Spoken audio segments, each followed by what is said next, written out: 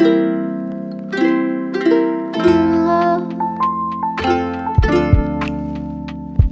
we are done discussing with your respiratory muscles. Okay, so let's move on to the second factor, which is your alveolar surface tension. Okay, it arises at the air-water interface, or the space between your air contacts with the water. Okay, because polar water molecules are more strongly attracted to each other rather than the gas molecules. Okay, so si water molecules, okay, saka yung water molecules lang. Si gas, saka gas molecules man. So the water molecules or atoms located in the surface is more attracted to one side. Okay, so in short, the water molecules located in the surface has increased surface tension. Okay, compared sa middle ng mga molecules, equal ilaya nga tension. Okay, so in your lungs, or specifically sa inyong alveoli, okay, you have your lumen here, and it is covered by your alveolar fluid. Okay, your alveolar fluid contains your surfactant. Okay, your surfactant again, review, is secreted by your type 2 alveolar epithelial cells. Okay, what is the function? Okay, your surfactant, iyang main function is to reduce or to decrease the surface tension. Okay, so what if hindi tamaan kataas ang surface tension, or there is a problem sa surfactant? Okay, what do you call the condition? Is your respiratory distress syndrome, in which your alveoli nag-collapse. Okay, we're done with your alveolar surface tension. Let's move on to your lung compliance. Okay, when you see the word compliance, it refers to how much effort to stretch the lungs and your thoracic or your chest cavity. If the lungs is with high compliance, it means that it can be easily expand. Okay, and if it's low compliance, then it resists expansion. Okay, so in short, high compliance, mapahabok, ma-expand mo ang lungs.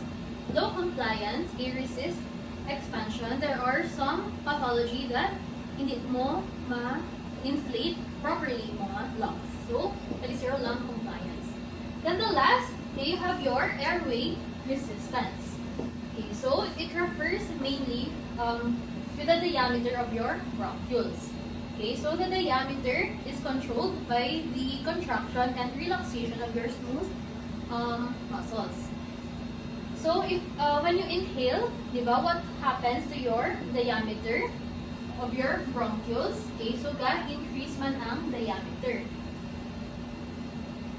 Okay, once the diameter nag-increase, then the resistance, okay, so ma-decrease ang resistance.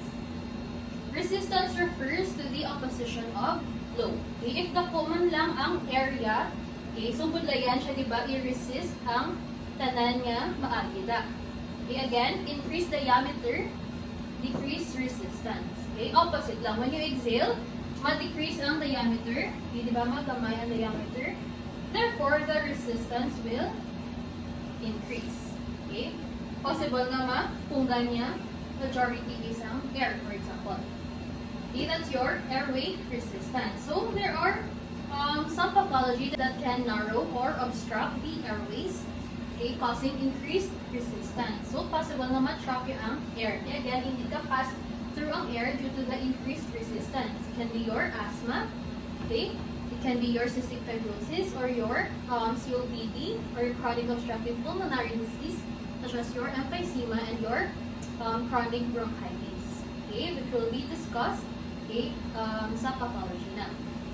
You just know that there is increased resistance if there is any obstruction or narrowing of the bronchial na diameter.